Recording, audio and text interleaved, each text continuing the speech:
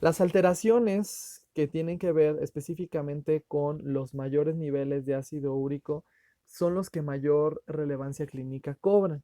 Entonces, el estado de hiperuricemia se puede encontrar en los diferentes estadios patológicos.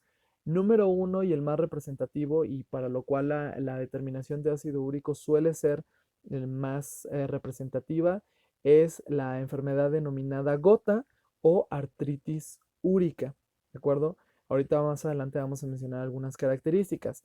Número dos, que también habíamos comentado, pues es específicamente en todos aquellos casos de insuficiencia renal o síndromes metabólicos en los cuales podemos nosotros utilizar este parámetro también como una medida del grado de falla renal que pueda tener el paciente. Entonces, si se fijan, hasta este punto contamos nosotros con estos biomarcadores: creatinina, urea, ácido úrico, nos ayudan a tener un diagnóstico mucho más integral, que por lo tanto nos puede servir o le puede servir mucho más al médico o al nefrólogo para conocer el estadio de su paciente. En el caso de la hiperuricemia, se puede deber esto a dos posibles causas.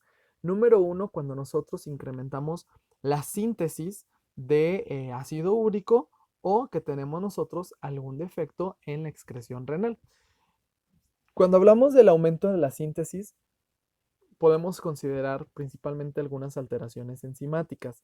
Es decir, nosotros estamos sobreexpresando quizás esta enzima xantina oxidasa en la cual, o alguna de las otras enzimas que está teniendo una mayor actividad como producto del catabolismo de las bases nitrogenadas. Por lo tanto, esto incrementa la tasa de formación de ácido úrico y por lo tanto su elevación en los niveles circulantes.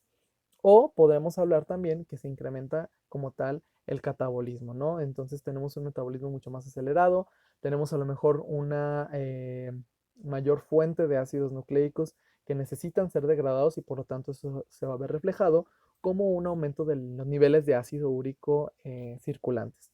En el caso de las fallas renales, pues entonces es muy similar a lo que habíamos comentado con creatinina y con urea, donde el hecho de que el riñón ya no esté trabajando al 100% va a detener, por lo tanto, la tasa de filtración y eso empieza o se traduce en una acumulación de este producto que de manera normal debería de ser excretado vía urinaria. Por lo tanto, aquí les pongo algunos ejemplos pues muy representativos con los contextos clínicos.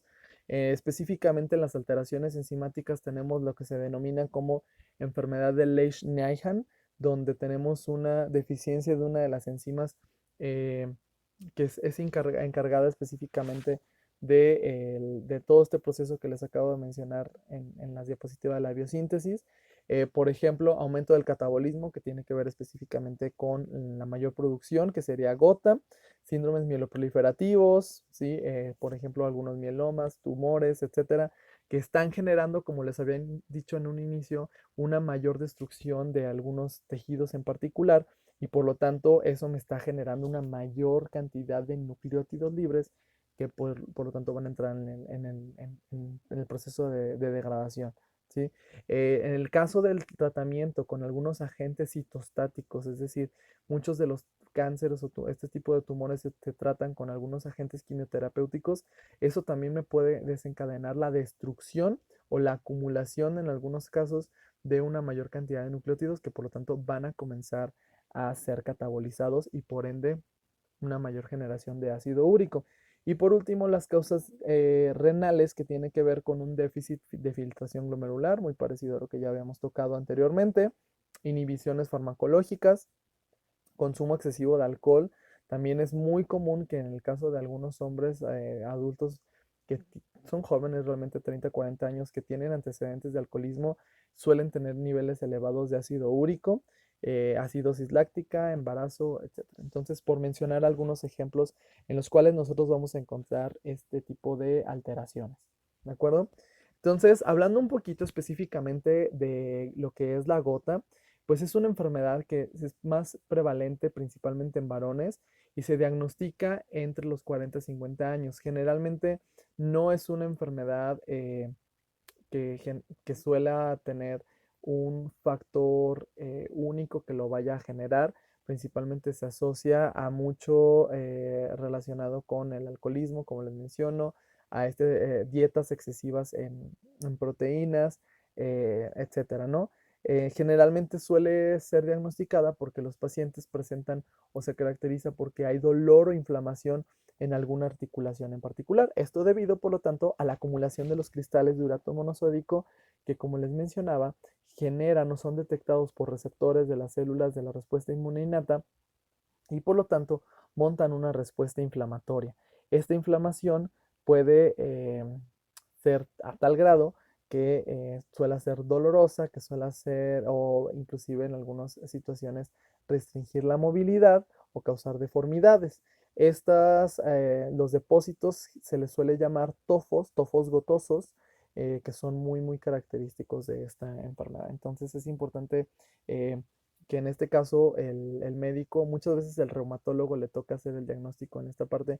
Una diferencia importante, por ejemplo, de gota con artritis reumatoide y alguna otra enfermedad, es que pues no tenemos presencia de células autorreactivas ni presencia de anticuerpos. Entonces, esto hace que la gota sea clasificada como una enfermedad también llamada autoinflamatoria, que pues ese término no nos está implicando como tal una respuesta inmune adaptativa más específica, sino que es montada por las mismas células inflamatorias. ¿De acuerdo? Generalmente esto suele aparecer cuando la concentración de ácido úrico es mayor de 7 miligramos por decilitro y más o menos en el 20 al 30% de los casos. Esto es resultado, como les mencionaba, de una sobreproducción de ácido úrico, pero también puede ser exacerbada por factores como la dieta rica en purinas, algunos fármacos en específico o un consumo excesivo de alcohol. Entonces, son factores de riesgo específicamente.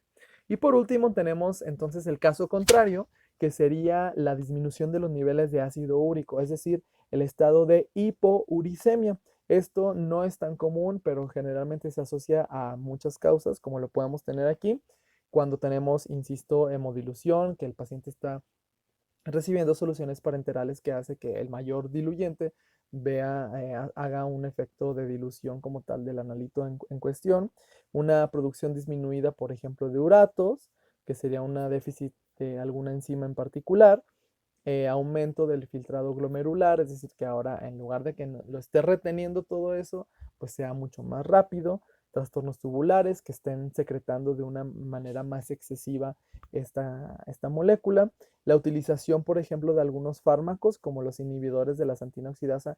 Este es el caso, por ejemplo, del alopurinol que puede ser utilizado específicamente como tratamiento para los pacientes de gota y algunos fármacos úricos que pues, precisamente nos ayudan a favorecer la excreción de ácido úrico a nivel de la orina, como lo sería el Probenecid. Todas estas estrategias son empleadas desde el punto de vista farmacológico para acelerar como tal la excreción de este compuesto y evitar, por lo tanto, la acumulación, que sería, desde el punto de vista clínico, sería lo más grave, ¿no? Que empiece a subir los niveles de ácido úrico, que se empiecen a acumular y generen, por lo tanto, afectaciones como la gota. Entonces, eso sería todo con respecto al ácido úrico.